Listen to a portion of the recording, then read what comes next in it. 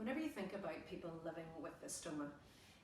there might be the impression that it is only a problem or a disease or something to do with old age that causes people to have a stoma. But I would like to talk to you maybe about the fact that having a stoma can actually happen at any age, right from newborn babies right through the whole of your lifespan to the elderly. But there is a group of people, teenagers, who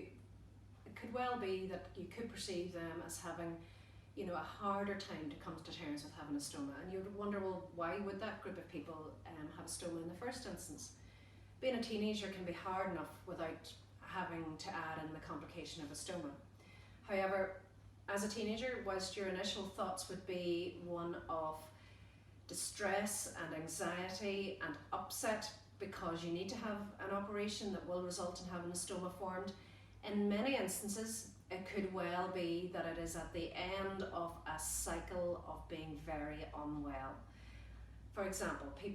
teenagers who have ulcerative colitis might well have had it from maybe age 8 or 9 or 10, and surgeons will not want to rush in and operate on this group of patients. And the reason is that they want to give medication every possible chance to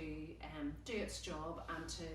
get these people back to living a normal, active, healthy life. However, teenagers and children who have a history of ulcerative colitis or maybe other diseases that really limit their ability to go to school, play with their friends and really grow and mature the way they should do,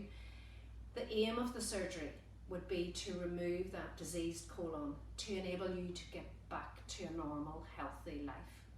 Having a stoma does not prevent anybody of any age from doing anything, and what your surgeon and what your stomach care nurse wants you to be able to do is to go back to school or college, to be able to make new friends. And then that brings in another conundrum as to who do you tell, when do you tell, and that once again is a very individual thing. But I thought I would share with you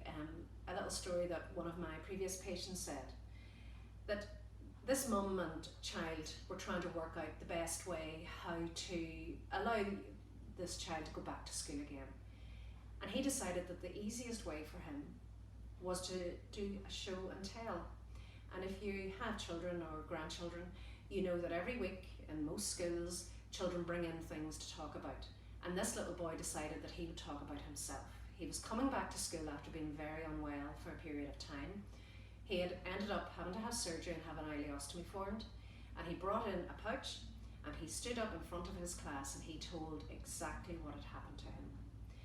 And everybody was very, very accepting of the journey that he had been through and were able to support him really in his return to school. Now I know that that's not going to be something that everybody's going to want to do or feel that they're able to do, but it is something to think about in that it's much harder to keep these things private, whereas if you share with your close group of friends, they can really be there as a support network for you.